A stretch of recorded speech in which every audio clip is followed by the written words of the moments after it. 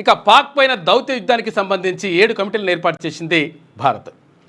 ఇందులో భాగంగా ప్రధానంగా అన్ని పార్టీలకు సంబంధించినటువంటి అంటే అఖిల పక్షాల నుంచి కొంతమంది ఎంపీలను ఎంపిక చేసి వీళ్ళ బృందాన్ని వివిధ దేశాలకు పంపించి అమెరికా, ఇక్కడ బ్రిటన్, తర్వాత వివిధ దేశాలకు పంపించి అక్కడ ఉన్నటువంటి అంటే ఇక్కడ పాకిస్తాన్కు భారత్కు జరుగుతున్నటువంటి యుద్ధం ఏంది, నిజంగా తీవ్రవాదాన్ని పాకిస్తాన్ ఎట్లా ప్రేరేపిస్తూ ఉంది, ప్రేరేపించడం వల్ల ప్రపంచ దేశాలు ఎట్లా నష్టపోతూ ఉన్నాయి, అందులో భాగంగా భారత్ పైన జరిగినటువంటి ఇక్కడ దాడి ఏంటి, ఈ రకరకాలైనటువంటి అంశాలకు సంబంధించినటువంటి విషయాలను ఆయా దేశాలకు వివరించడం ద్వారా ఆయా దేశాల యొక్క మద్దతు కూడగట్టేటువంటి ప్రయత్నం చేస్తూ ఉంది భారత్.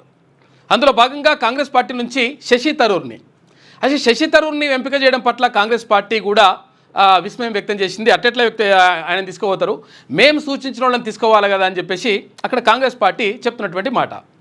కానీ శశి థరూర్ని తీసుకోవడానికి కారణం ఏంటి అంటే ఆయన గతంలో ఐక్యరాజ్య సమితిలో కూడా ప్రధానంగా ఆయన పనిచేసినటువంటి పరిస్థితి కనిపించింది, పనిచేసిండు.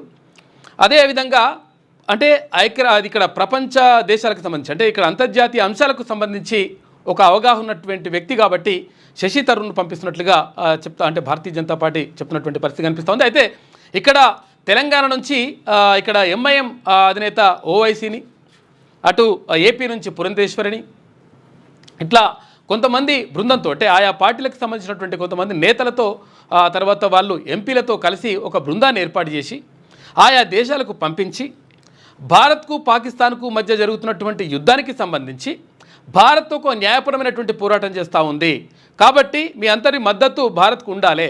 ఎందుకంటే అన్యాయంగా ఒకవేళ పాకిస్తాన్ మీద భీములో వేయాలనుకుంటే 5 నిమిషాల పని ఖతం చేయడము, కానీ ఆ విధంగా చేయాలనుకోవట్లేదు భారత్. కాబట్టి ఉగ్రవాదాన్ని తర్వాత తీవ్రవాదాన్ని ప్రేరేపిస్తున్నటువంటి పాకిస్తాన్ పైన మరి దాడి చేయాలి అంటే అక్కడ ఉన్నటువంటి తీవ్రవాదం పైన దాడి చేయాల్సినటువంటి అవసరం ఉందా లేదా, దాన్ని తుదముట్టించాల్సినటువంటి అవసరం ఉందా లేదా.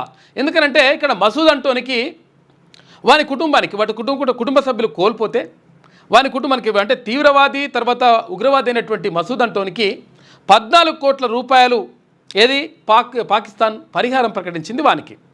అంటే ఒక ఉగ్రవాదికి ఒక తీవ్రవాదికి ఇక్కడ సైనిక లాంఛనాలతో అంటే కుటుంబ సభ్యులు చచ్చిపోతే సైనిక లాంఛనాలతో వాళ్ళ అంత్యక్రియలు చేయడం ఏంటి, తర్వాత 14 కోట్ల రూపాయలు వాడి కుటుంబానికి ఇవ్వడం ఏంటి, ఇదన్నీ కూడా అంశాలు చర్చలోకి వచ్చేటువంటి అవకాశం ఉంది. అదే ప్రధానంగా పాకిస్తాన్ అంటే ఇక్కడ పుల్వామా దాడికి సంబంధించి కానీ తర్వాత మొన్న పహల్గామ్కు సంబంధించి కానీ పాకిస్తాన్ ప్రేరేపిత ఉగ్రవాదం ద్వారా మొత్తం మీద భారత్ పైన దాడి చేసేందుకు ప్రయత్నిస్తూ ఉందనేటువంటి మాటను చెప్పేందుకు ఆయా దేశాలకు వెళ్తూ ఉన్నారు మనకు సంబంధించినటువంటి దౌత్యవేత్తలు. అంటే దీనికి సంబంధం ఎందుకు వెళ్ళాలి, మరి ప్రపంచ దేశాల మద్దతు కూడగట్టాల్సినటువంటి అవసరం ఎందుకున్నది అంటే ఒక దేశానికి ఇంకొక దేశానికి యుద్ధం జరిగేటప్పుడు లేకపోతే ఏదైనా అంశాలకు సంబంధించినటువంటి చర్చ జరిగినప్పుడు ఆయా దేశాల యొక్క అంటే ఐక్యరాజ్య సమితిలో ఉన్నటువంటి సభ్య దేశాల యొక్క మద్దతు కూడగట్టాల్సినటువంటి అవసరం ఉంటుంది, లేకపోతే కొంతమంది వ్యతిరేకిస్తారు. ఇప్పుడు ఒక రకంగా చైనా భారత్కు వ్యతిరేకంగా తర్వాత భారత్కు అంటే పాకిస్తాన్కు అనుకూలంగా పనిచేస్తున్నటువంటి పరిస్థితి కనిపిస్తూ ఉంది. ఇక అదొకటైతే మొన్నటిదాకా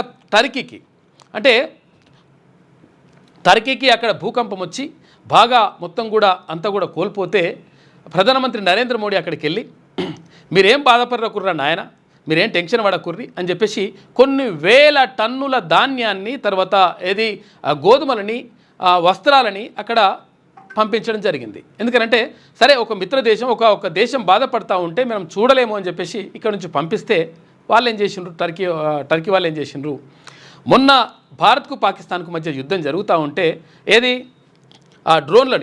డ్రోన్లను సప్లై చేసి ఆ డ్రోన్ల ద్వారా పాకిస్తాన్ నుంచి భారత్ పైన దాడి చేసేటువంటి ప్రయత్నం చేసిండ్రు. దాంతో అక్కడ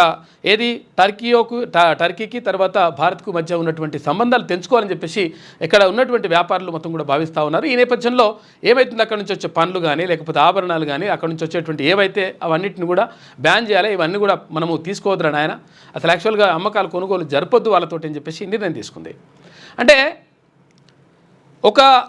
ఇప్పుడు ఒక కుటుంబానికి తర్వాత ఒక ఇంటికి ఇంకో ఇంటికి మధ్య ఒక గొడవ జరుగుతున్నప్పుడు ఆ ఊర్లో ఉన్నటువంటి కొంతమందిని అంటే మద్దతు కూడగట్టేటువంటి ప్రయత్నం చేస్తారు. అట్లనే అందులో భాగం అంటే అలానే ఇక్కడ కొన్ని దేశాలు ఒక దేశానికి మరొక దేశానికి యుద్ధం జరుగుతున్నప్పుడు కొన్ని దేశాల యొక్క మద్దతు కూడగట్టేటువంటి ప్రయత్నం చేస్తూ ఉంది భారత్. అందులో భాగంగానే ఈ దౌత్య పర్యటనకు సంబంధించినటువంటి అంశాలను వెల్లడించింది.